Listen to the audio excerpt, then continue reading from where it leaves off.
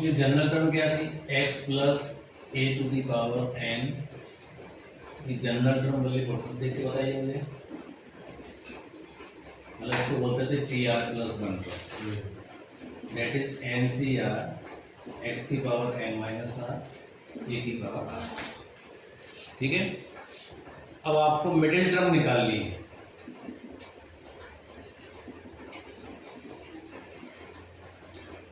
ठीक है, middle term यदि n इज इवन, मतलब एक्सपोनेंट इवन है, तो ये आप ध्यान रखें कि इवन पावर है तो नंबर ऑफ टर्म्स ऑड होंगी, एक टर्म ज़्यादा होती है ना। तो ऑड की मिडिल टर्म कैसे निकालते थे अपन लोग, जैसे 5 है तो 5 प्लस 1/2।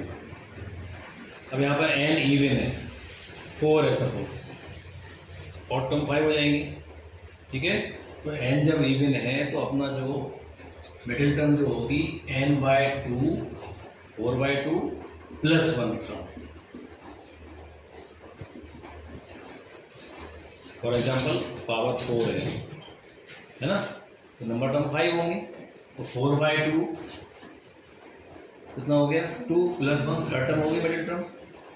Hello, clear. n यदि ऑड है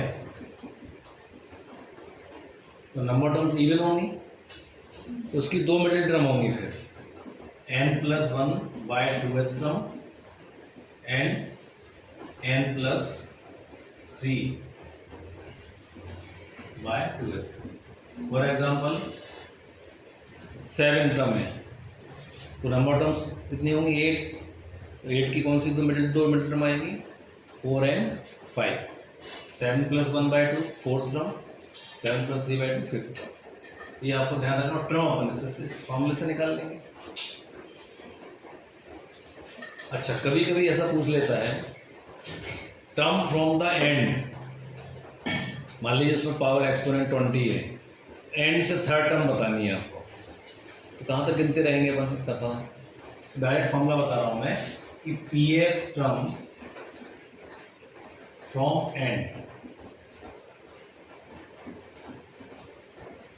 एंड से पी एफ टर्म निकालनी है, तो वो होती है बिगनिंग से, तो बिगनिंग वाला फॉर्मूला है n-2 plus P F term from beginning हो जाएगी। फॉर एग्जाम्पल आपकी पावर 7 है सपोज, तो नंबर टर्म्स कितनी हो गई आपकी, 8। आपको एंड से थर्ड टर्म निकालनी है, मतलब 8 7 6 टर्म होगी बिगनिंग से होगी। 8 अपन ने एन क्या था अपना, 7 था, 7 माइनस 2 5, 5 प्लस 3 8, ये आ गई 8 टर्म। समझ आ रही बात, गलती हो रही है। एंड से अपन को निकालनी है थर्ड टर्म, तो बिगनिंग से कौन सी होगी,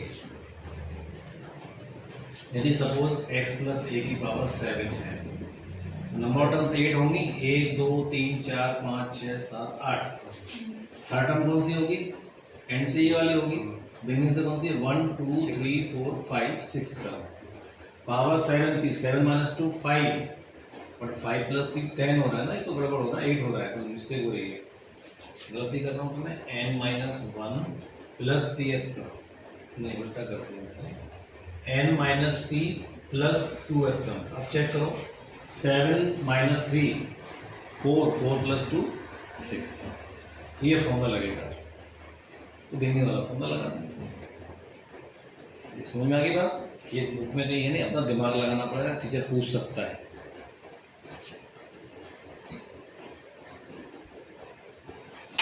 अब बहुत इंपॉर्टेंट चीज़ बता रहा हूँ, पी आर जैसे तुम्हारे पास है 1 प्लस एक्स की पावर आर, इसकी जनरल अभी आयुष थोड़ी देर बाद लिख लेना, समझ लेगा इसको।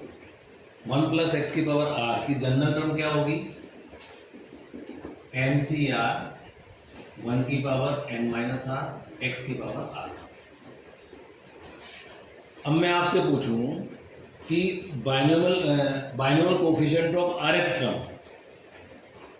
Binomial coefficient of rth term क्या है,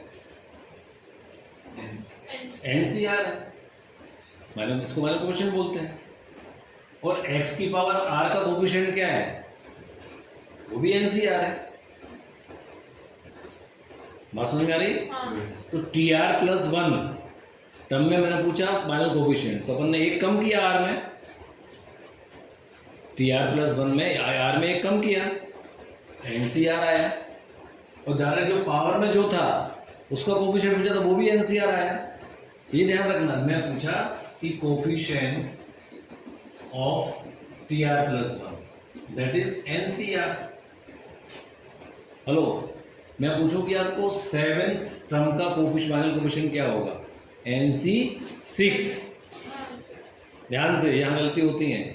7th टर्म का कोफिशिएंट क्या होगा, कोफिशिएंट ऑफ 7th टर्म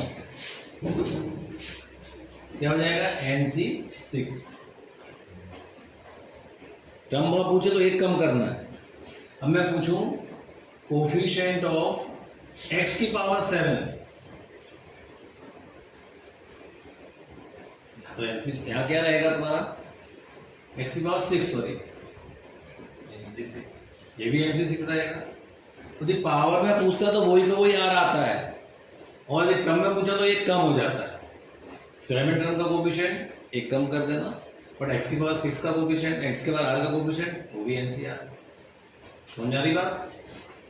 तो यहाँ पे हमने बोलूँ कि कोफिशिएंट ऑफ x की power R that is also equal to NCR। Term में एक कम करना है, और तो x की पावर R में वही का वही R ले लेंगे। इसमें गलती मत करो। अब मैं पूछूं आपसे TR माइनस 1 का कोफिशिएंट क्या होगा,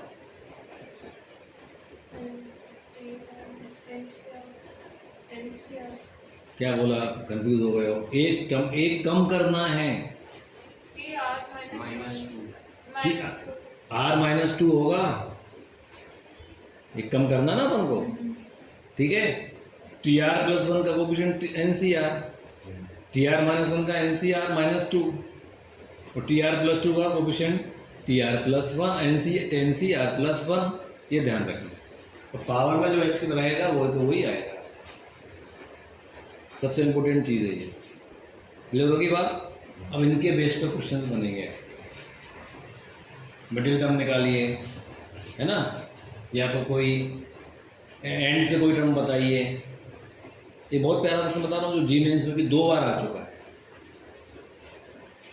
बहुत मज़ेदार क्वेश्चन है, सिर्फ कैलकुलेशन है 9th क्लास की, वो बच्चे उसमें गलती करते हैं। ये बात समझ में आ गई? क्लियर होगी बात, है ना? इसके बेस पे अपन क्वेश्चंस करेंगे, तो वी कैन कर सकते हैं।